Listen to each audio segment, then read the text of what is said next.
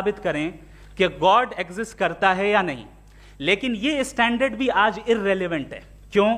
کیونکہ ریویلیشن میرے نزدیک سورس آف نالج ہے، ویلڈ سورس آف نالج ہے، لیکن ہمارے جاوید اختر صاحب کے نزدیک یہ ویلڈ سورس آف نالج نہیں ہے.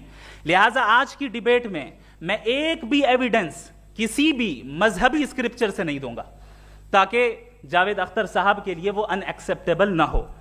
تیسرا جو معیار ہو سکتا ہے وہ ہے آبزرویشن، کہ بھائی کوئی کہے کہ ہمیں خدا دکھاؤ، اگر ہے تو دکھاؤ، یا یہ کہ خدا کے ایگزسٹنس پر امپیریکل ایویڈنس دو.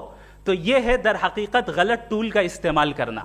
یہ ایسا ہی ہے کہ جاوید صاحب مجھ سے یہ مطالبہ کریں کہ مفتی صاحب آپ میٹل ڈیٹیکٹر کے ذریعے پلاسٹک ڈیٹیکٹ کر کے دکھائیں.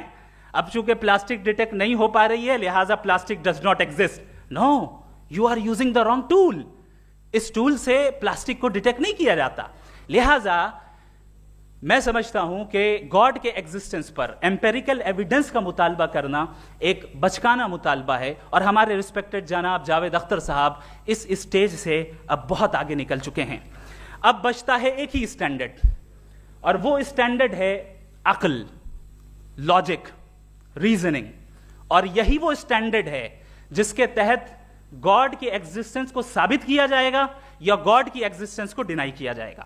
لیکن چونکہ یہ بہت امپورٹنٹ اور سینسٹیو ٹاپک ہے، اس لیے لاجیکل آرگیومنٹ بھی ایسا ہونا چاہیے جو ڈیفینیٹو ہو، انڈیفینیٹو نہ ہو، جو 2 اور 2 4 کی طرح بالکل واضح ہو، جسے لاجیکلی ریجیکٹ کرنا پاسبل نہیں ہو.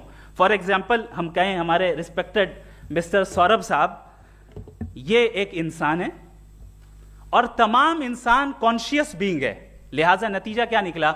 ہمارے سوربھ صاحب بھی کانشیس بینگ ہے. کیا یہ انڈیفینٹ آرگیومنٹ ہے یا ڈیفینٹ آرگیومنٹ ہے؟ یہ ڈیفینٹ آرگیومنٹ ہے.